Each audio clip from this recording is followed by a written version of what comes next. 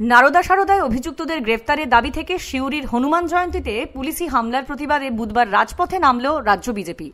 পুলিশের বিরুদ্ধে নয়, বরং মমতা সরকারি প্রশাসনকে পুতুল বানিয়ে রেখেছে, এমনই অভিযোগ দিলীপ ঘোষের। আর এই মিছিলের মুহূর্তেই রাজপথে আটকে পড়ে রাজ্যের শিশু ও নারী কল্যাণ মন্ত্রী শশী পাঁজার গাড়ি।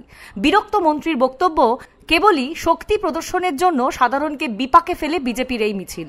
ধর্মতলা থেকে সিবিআই অফিস, এমনকি রাজ্যপালের কাছে স্মারকলিপি দেওয়া। রাজ্য বিজেপি নেতারা বুধবার দিনভর এই কর্মসূচিতেই কলকাতার পথে নেমেছিলেন। মুখে ভারত মাতার জয় আর মমতা সরকারকে না চাওয়া স্লোগান দিতে দিতেই এগিয়ে চলে মিছিল।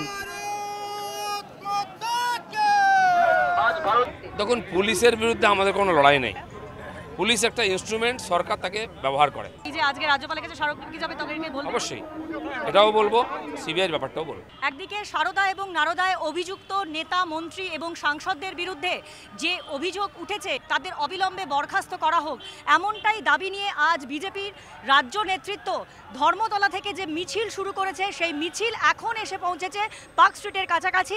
নিচের রাস্তা জুড়ে মিছিল ধর্মতলা থেকে পার্ক স্ট্রিটের দিকে এগোতেই ধীরে ধীরে যানজট বাড়তে থাকে ফ্লাইওভারের ওপরে, আর তাতেই আজকে পড়ে মন্ত্রীর গাড়ি। এই যে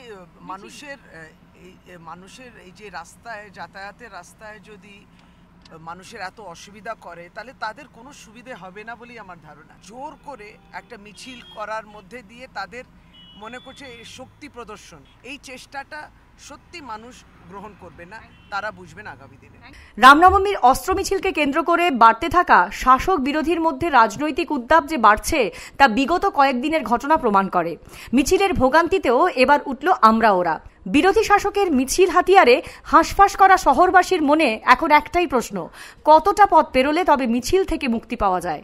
ক্যামেরায় শীর্ষেন্দু রায় চ্যাটার্জির সঙ্গে অনন্যা মজুমদারের রিপোর্ট, এনএম নিউজ, কলকাতা।